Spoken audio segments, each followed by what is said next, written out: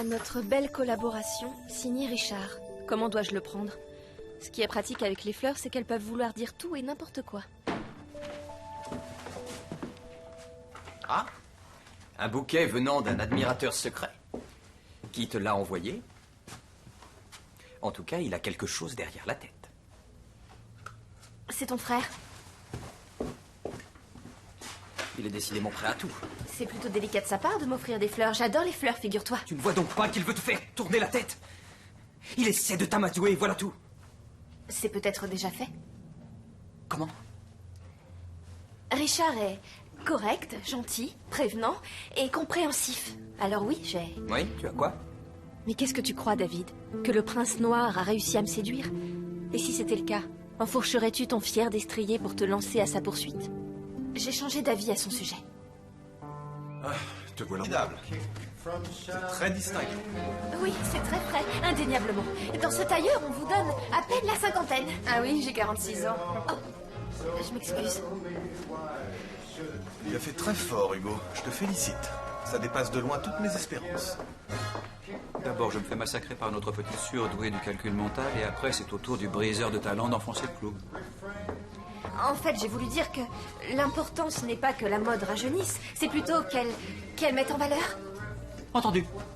Dans ce cas, je devrais peut-être ajouter un sac en toile de jute de chaque côté, pour transporter ses valeurs. Non, je pensais à la valeur au sens symbolique, bien sûr. Du symbole. Alors que diriez-vous si je brodais en lettres gothiques « Je suis catholique » bien visible au dos des vestes? Tu vois très bien ce que Mademoiselle Plemske veut dire, Hugo. Mais évidemment. Question style, on est en osmose totale tous les deux, n'ai-je pas raison?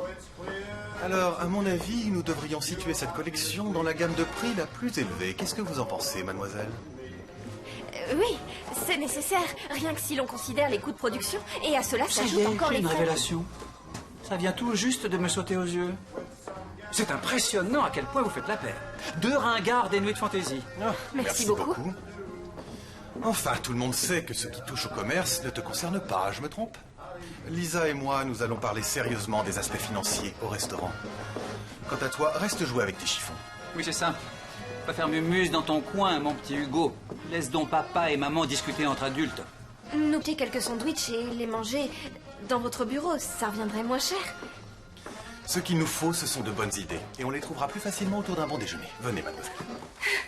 Les classiques ne riment pas toujours avec triste et, disons, ennuyeux. Je suis tout à fait de votre avis.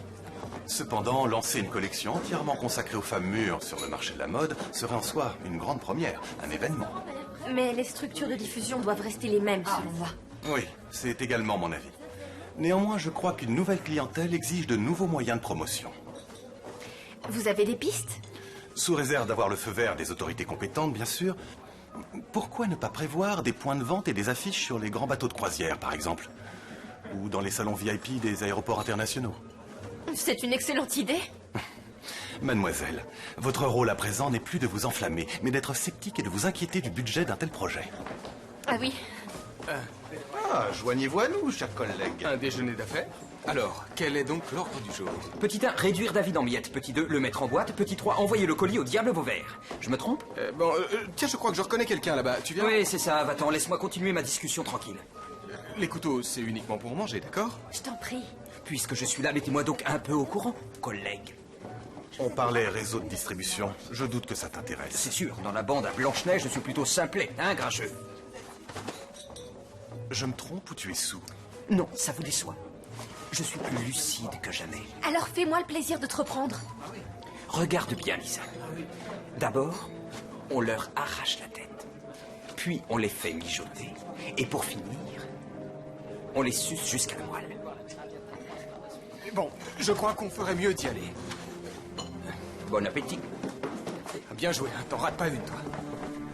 Allez, on y va.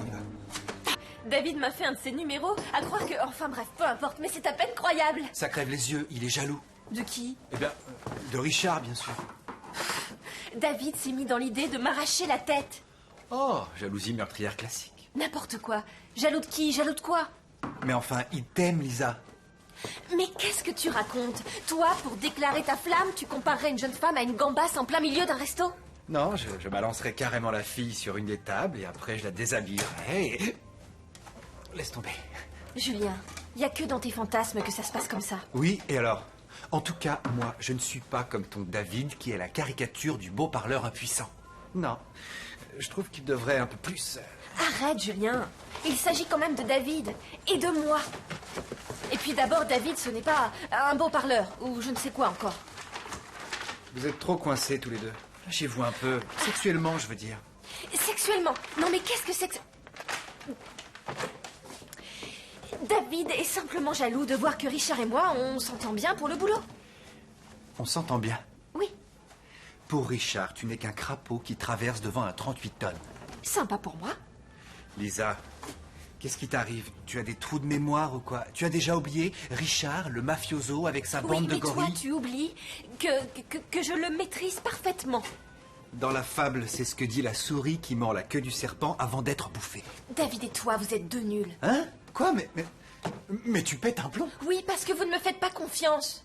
Premièrement, je te fais confiance sur plein de choses. Ah oui? Et deuxièmement, si tu te mets à me comparer à David, rappelle-toi qu'on a un seul point commun. Et lequel? En nous voyant, les femmes tombent comme des mouches. C'est ça, oui. Oui. Et sache que lui et moi, nous sommes les seuls à avoir réussi à faire craquer Lisa Plenske, on assure. Mais on ne s'y est pas du tout pris de la même façon.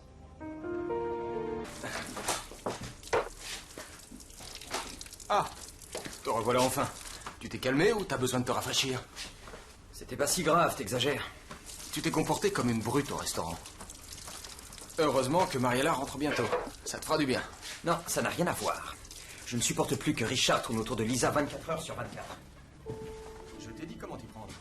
Merci, monsieur, je sais tout. De rien, c'est normal. Ma collaboration avec Lisa, c'était comme les montagnes russes. Ça partait vraiment dans tous les sens, mais j'adorais ça. Je ne te dirai pas à quoi ça me fait penser. À quoi? Dans l'Est, tu te mettras encore en colère. Cette distance entre nous est devenue intolérable. Lisa me manque.